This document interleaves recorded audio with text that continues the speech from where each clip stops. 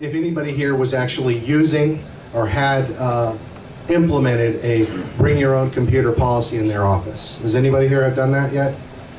What we've seen it more and more is companies are actually giving an allowance to their users.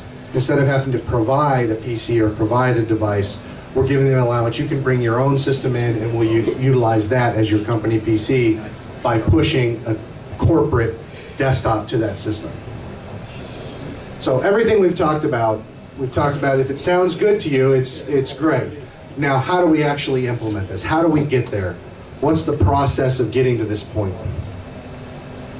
So first off, we got to start with a virtualization platform. We have been, Microsoft, while not always the great innovator, Microsoft seems to latch on to a technology, acquire companies to make it so, and then it becomes an overwhelming force within that process. We are at the beginning of that with virtualization.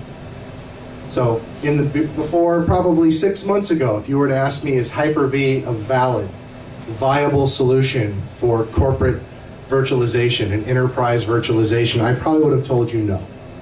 I would have said, let's wait, it's not quite baked yet. With the new implementation of 2008 R2 and all the extra features that we're going to go over here in just a second, the Microsoft Hyper-V platform is now a perfectly viable enterprise virtualization platform, right up there with the Citrix Zen server and the VMware vSphere products.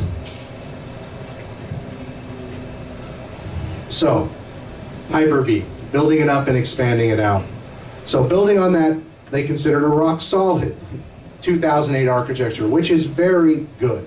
2008 made a lot of enhancements over 2003. The overall stability capabilities of 2008 are very rock solid. So also integrating the new technologies. So dynamic scenarios, the dynamic data center, the virtualized centralized desktop, all this stuff was thought about when they started redesigning the Hyper-V platform for the R2. So, flexibility. What were some of the big things that Hyper-V was missing that have been there for quite a while with VMware? Well, live migration. One of the big problems with Hyper-V was I'd build 2 or 3 Hyper-V servers, I'd have 5 or 6 virtual machines running on each system, and that's where they stayed. If I had an actual Hyper-V server go down, all the virtual machines that are running on it went down.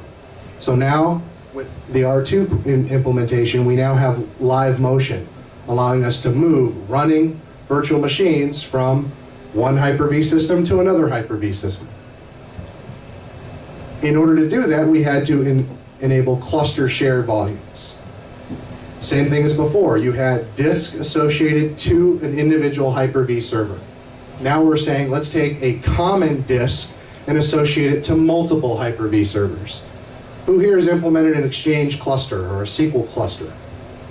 Probably quite a few people. Same basic functionalities in turn. We are creating a Hyper-V cluster for this to work. And it also gives you the ability to hot add and remove storage. And again, a very big deal in an enterprise environment. I can't have to bring down my entire environment in order to put in a new project that required an extra terabyte of storage.